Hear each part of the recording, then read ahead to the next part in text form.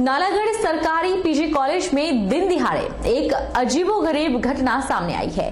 किसी बात को लेकर प्रिंसिपल और प्रोफेसर के बीच कहासुनी हो गई। कहासुनी इतनी बढ़ गई कि दोनों के बीच हाथापाई होनी शुरू हो गई, जिसके बाद प्रिंसिपल द्वारा नालागढ़ थाने में शिकायत दर्ज करवाई गई और प्रिंसिपल को उपचार के लिए नालागढ़ अस्पताल भेज दिया गया। नालागढ़ सरकारी पीजी कॉलेज में दिन दिहाड़े एक अजीबोगरीब घटना सामने आई है। नालागढ़ सरकारी पीजी कॉलेज के प्रोफेसर और प्रिंसिपल के बीच हाथापाई हो गई। हाथापाई में दोनों को मामूली चोटें आई हैं, लेकिन सबसे बड़ी बात यह है कि अगर शिक्षण संस्थानों में इस तरह अध्यापक ही आपस में लड़ेंगे तो पढ़ने वाले बच्चों पर किस तरह का प्रभाव पड़ेगा, यह भी एक चिंता का विषय है। वहीं मामले में जानकारी देते हुए नालागढ़ अस्पताल के डॉक्टर मनोज शर्मा ने बताया कि पीजी कॉलेज नालागढ़ के एक प्रोफेसर और प्रिंसिपल के बीच हाथापाई हुई। इनको मामूली चोटें आई है। मेरे साथ भी जब भी उसका टेलीफोन आएगा ऐसे मतलब जैसे बिहेव करता था जैसे ही माई सीनियर। तो कल मैंने उसको जो है वो दिया था, वार्निंग दी थी कि आपको पहले भी दिया गया कि आप अपने आप को सुधारो। तो आज भी जो है वो कोई प्रॉब्लम चली हुई है हमारे कॉलेज में चोरी वगैरह हुई है जी। उसमें हमने एक जनरल लेटर निकाला है कि हम गेट जो है तभी खोलेंगे जब बहुत इमरजेंसी होगी, बाकी एक मेन गेट से आप आइए। तो वो आया, उसने मुझे जो है वो टेलीफोन किया कि ऐसे है मेरी भाई, मैंने सामान निकालना है, गेट खोलो। अब वो आया, हम काम कर रहे थे मैं और सुब्रेट साहब। तो उस दौरान जो है उन्होंने उसको जो है वो हम बैठे हुए थे, हमें तो पता नहीं था कि इस भावना से आया वो तैयार होके।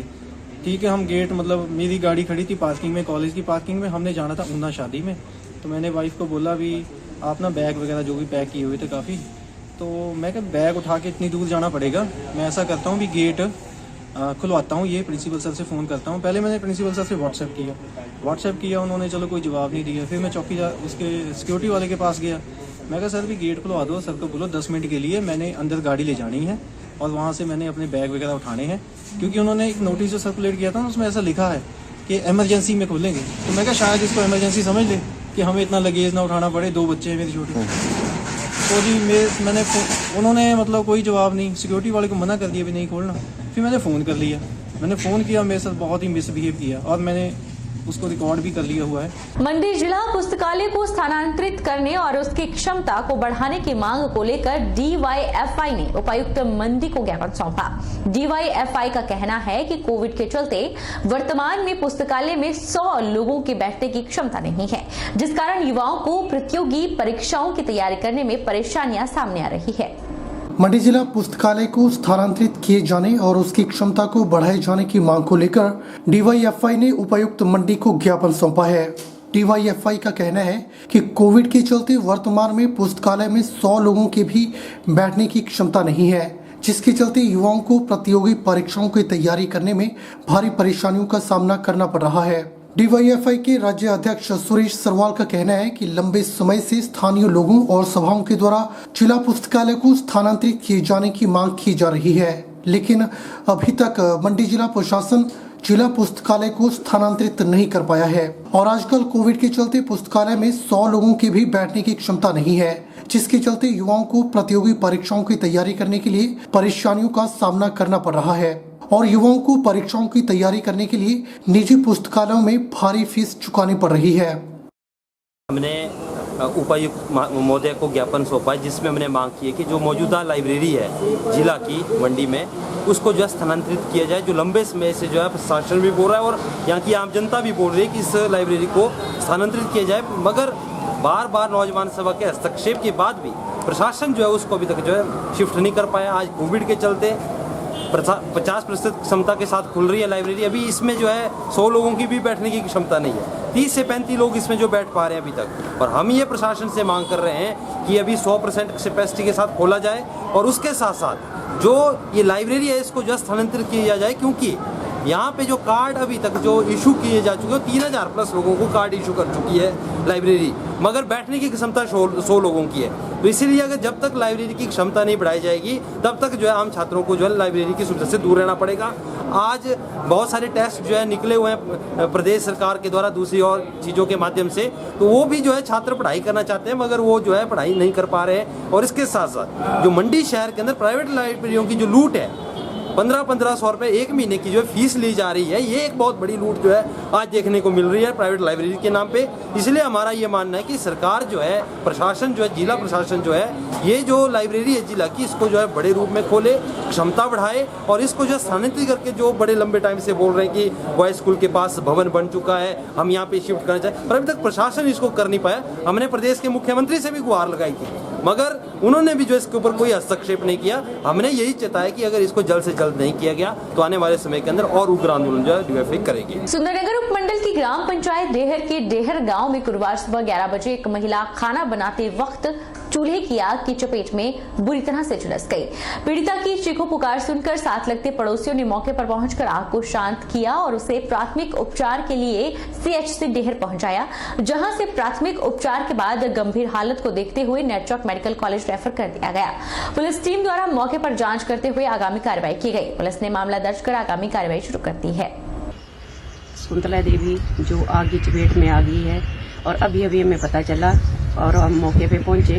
उतने में जो है शकुंतला देवी जो को हॉस्पिटल ले जाया गया था और ग्राम यहाँ डहर से नेर चौक हॉस्पिटल में उनको भर्ती करवाया गया है। और किन्नौर जिला के ग्याबुंग गांव के पंचायत घर के साथ एक तेंदुआ का बच्चा देखा गया है, जिसके चलते ग्रामीण दहशत में हैं।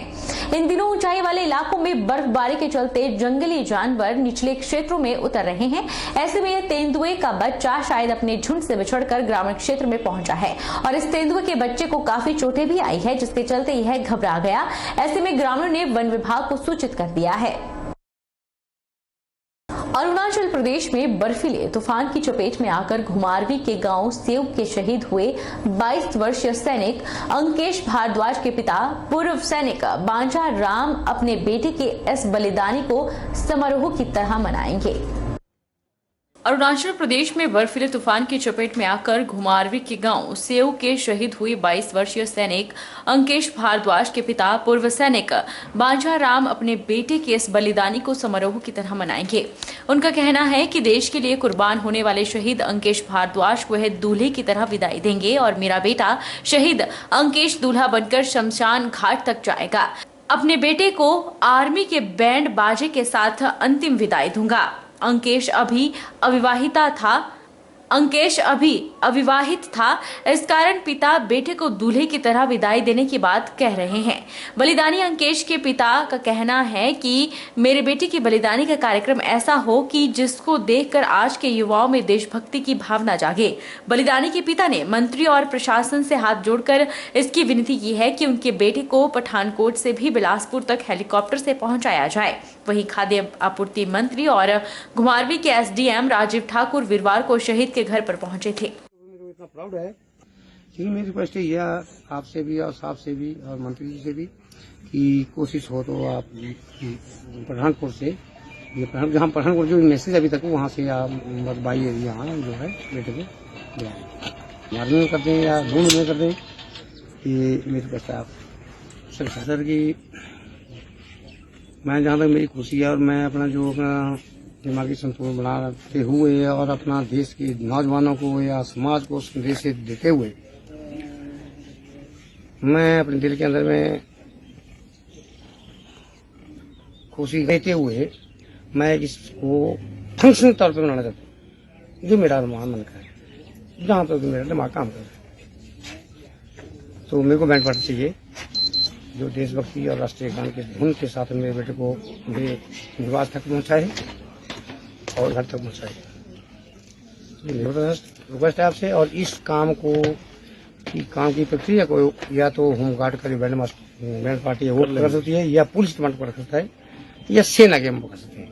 विश्व विख्यात शक्तिपीठ ज्वालामुखी मंदिर में विश्व कल्याण और विश्व शांति कोरोना महामारी के नाश के लिए 9 दिन से चल रहे माघ अष्टमी गुप्त नवरात्रों का विधिवत समापन हो गया। यज्ञशाला में 71 पुजारी वर्ग और विद्वानों ने वैदिक मंत्रों से हवन यज्ञ किया।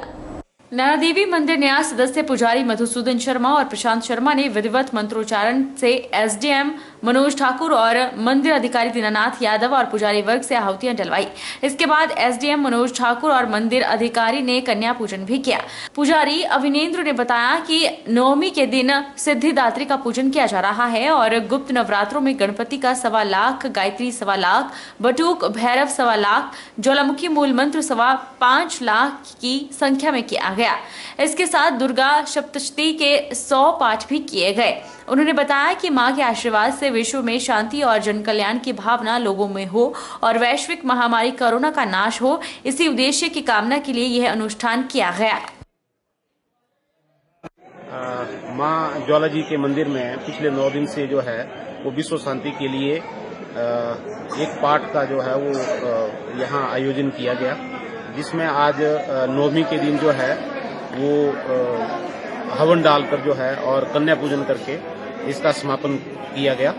और माँ ज्वाला जी के आशीर्वाद से हम ये उम्मीद करते हैं कि विश्व शांति के लिए जो है ये हवन हमारा जो है वो ठीक रहेगा। आज गुप्त नवरात्रों को 9वां दिन सिद्धिदात्री के रूप में हम महामाई ज्वाला जी का पूजन कर रहे हैं और यज्ञ कर रहे हैं और महामाई से यही प्रार्थना करें कि महामाई हमारा जो किया हुआ जप तप यज्ञ है वो सिद्ध हो और जो हमारी मनोकामनाओं के पूरे विश्व का कल्याण हो और ये कोरोना महामारी जो है इसका विनाश हो और सभी लोगों में जो है इसका अच्छा फल मिले। उधर शक्तिपीठ नैना देवी में मंत्रोच्चारण के साथ विधिवत रूप से गुप्त नवरात्रि संपन्न हो गए, जबकि दशमी के उपलक्ष्य पर मंदिर न्यास और पुजारी वर्ग के द्वारा महा अनुष्ठान रखा गया, जो कि विधिवत रूप से संपन्न हुआ। 10वें नवरात्रि के उपलक्ष्य पर काफी संख्या में श्रद्धालु माता के दरबार में पहुंचे और पूजा अर्चना कर अपने घर परिवार के लिए सुख समृद्धि की कामना की। माता का गुप्त नवरात्रा 10वां नवरात्रा सी, अज बहुत ज्यादा रश होया, भीड़ बहुत ज्यादा सी। माता दर्शन करके बहुत खुशी हुई सब।